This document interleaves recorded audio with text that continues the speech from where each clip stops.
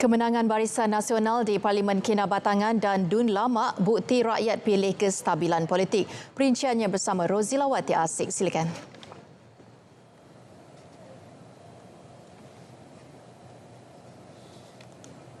Ya Farhatul, kesatuan kepimpinan, kematangan kerjasama politik serta keyakinan rakyat terhadap kestabilan dan hala tuju pembangunan di Sabah. Apabila pemimpin bersatu, rakyat akan memberikan kepercayaan.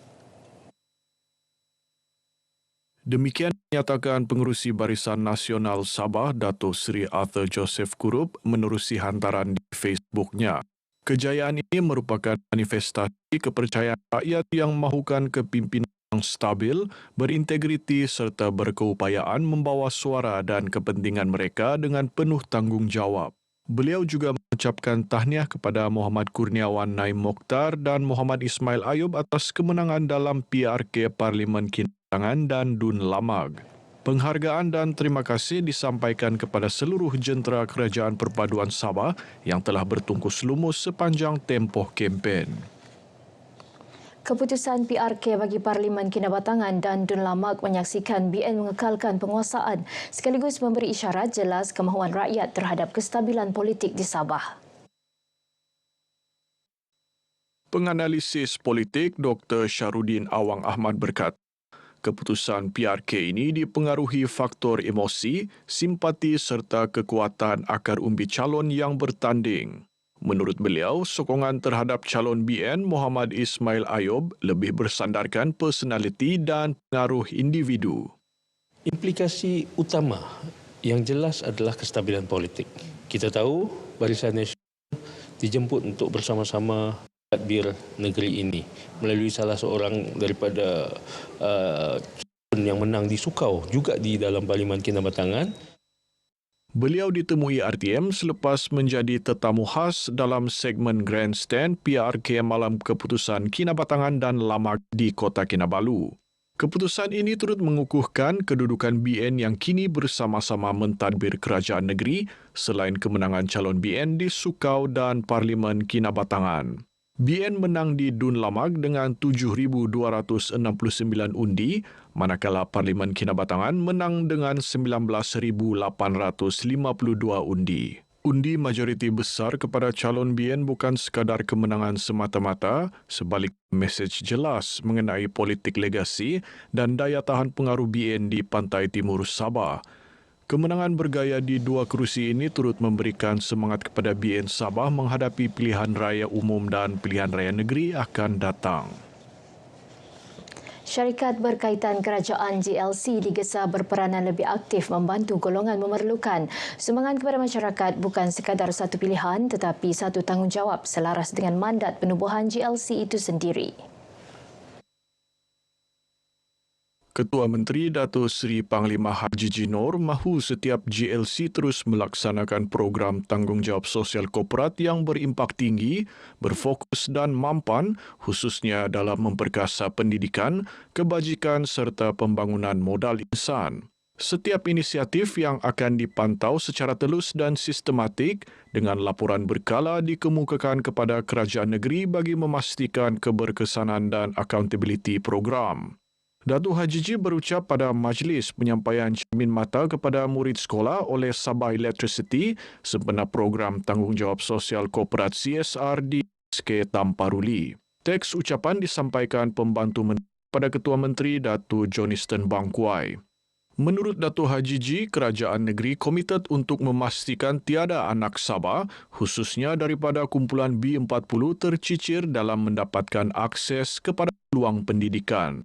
Di bawah Pelan Pembangunan Sabah Maju Jaya 1.0 ini, pelbagai inisiatif telah dilaksana termasuk bantuan persekolahan dan biasiswa bagi menyokong proses pembelajaran serta merapatkan jurang pendidikan. Inisiatif bantuan pendidikan ini akan diteruskan di bawah Pelan Pembangunan Sabah Maju Jaya 2.0.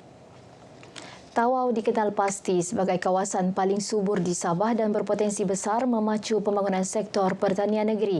Potensi itu diperkukuh dengan pengenalan varieti baharu avokado Queen Sabah yang kini mencatat permintaan tinggi termasuk dari pasaran luar negara. Varieti avocado Queen Sabah atau QAV1 yang dibangunkan Stesen Penyelidikan Pertanian Queen Hill Tawau sejak 2013 memiliki kualiti lebih baik berbanding varieti import. Avocado Queen Sabah.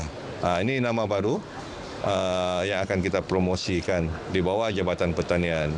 Dan dia menghasilkan pendapatan yang lumayan kerana hasilnya, kualiti buah, rasa adalah setanding, malahan mungkin lebih sikit berbanding daripada varieti yang kita import daripada luar negara.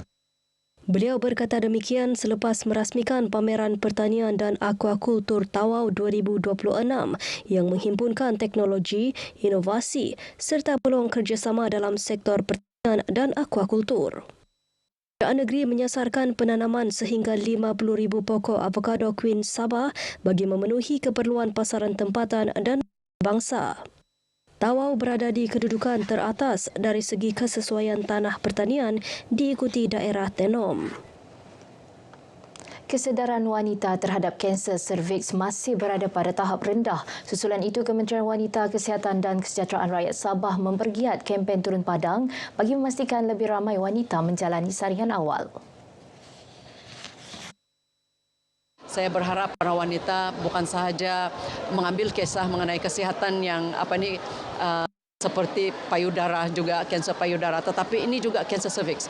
Kita ambil kisah ataupun kita ambil tahu untuk menjaga kesihatan sendiri, dan bila ada peluang untuk mahu membuat saringan, pergilah buat saringan. Beliau ditemui media pada sambutan Bulan Kesedaran Kanser Serviks Peringkat Negeri Sabah 2026 di Dewan Terbuka Matunggung. Kanser serviks kekal sebagai kanser kedua tertinggi di Sabah selepas kanser payudara, sekaligus menuntut tindakan agresif dan berterusan melibatkan pelbagai agensi termasuk LPPKN. Penganjuran tilawah Al-Quran berupaya melahirkan masyarakat Islam berakhlak tinggi selain menjadi wadah ilmu dan medan penyatuan ummah. Adun Sungai Manila Hazim Mubarak Musa berkata, penganjuran program ini juga menyemarakan syiar Islam sekaligus melahirkan lebih banyak khari dan khariyah yang cemerlang. Beliau berucap merasmikan Majlis Hafazan dan Tilawah Al-Quran peringkat daerah Sandakan. Sementara itu, pengerusi penganjur Farizal Setoh ketika ditemui berkata, program berkenaan mendapat sambutan positif serta penyertaan memberangsangkan. Yarham Abdul Basir dan Eva Viana Ahmad muncul johan tilawah Al-Quran peringkat Sandakan bagi kategori dewasa. Manakala Muhammad Iqmal Hidayat Tarib dan Fatimah Azhara Muhammad Nazri memenangi kategori remaja. Affin Bank Berhad komited memperkukuh perbankan di negeri ini. Menjelang Mac depan, bank berkenaan menyasarkan pembukaan pejabat wilayah Sabah bagi memberikan perkhidmatan yang lebih efisien kepada pelanggan tempatan.